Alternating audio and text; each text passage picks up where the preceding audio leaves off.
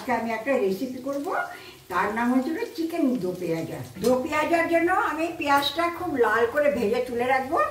তারপরে এই যে চিকেনটা আছে, যে চিকেনের মধ্যে আমি দেবো এই পেঁয়াজ রসুন বাটা, লঙ্কার গুঁড়ো, হলুদের গুঁড়ো সব দিয়ে মাখাবো। এটাকে অল্প তেল দিয়ে দেবো, কাঁচা তেল। হ্যাঁ, কাঁচা তেল একটু দিয়ে আমি এটাকে ম্যারিনেট করে রেখে দিচ্ছি।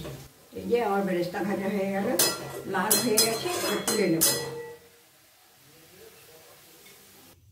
এলাচ দিলাম, দারচিনি দিলাম, এই তেজপাতা দিলাম। এইবারে আমি এই মাংস চিকেনটা এই বেরেস্তা ভাজা তেলের মধ্যে ছেড়ে দেবো। সব মশলা মাখানো আছে।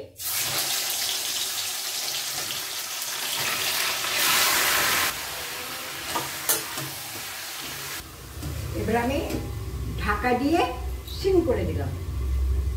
চিকেনটা প্রায় যখন আধা কষানো হয়ে গেছে, এবারে নুন দেবো। আমি আগে নুন দিই না। হ্যাঁ, আগে নুন দিলে একটু মাংসটা সেদ্ধ হতে টাইম লাগে।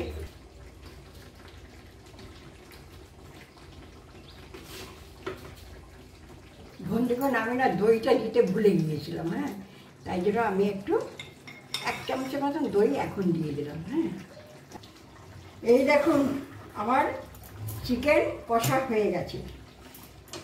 কিন্তু আমি তো একটু কষা রাখবো না, আর একটুখানি গরম জল দেবো। হ্যাঁ, সামান্য গরম জল দেবো। এটার মধ্যে গরম জলটা আছে, অন করে দিলাম। খুব কম পরিমাণ দিলাম, এটা মাখা মাখা হবে। এই দেখুন চিকেনটা হয়ে গেছে। এবার আমি বেরেস্তাটা দেবো।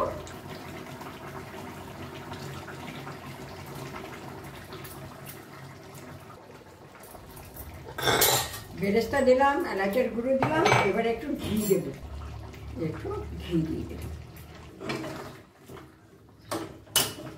বেরেস্তা দিয়ে বেশিক্ষণ ফুটাবো না। এবারে ঢাকা দিয়ে রেখে আমি অফ করে দেবো। দেখুন বন্ধুগণ, এই যে আমার হয়ে গেল দো পেঁয়াজা, চিকেন দো পেঁয়াজা।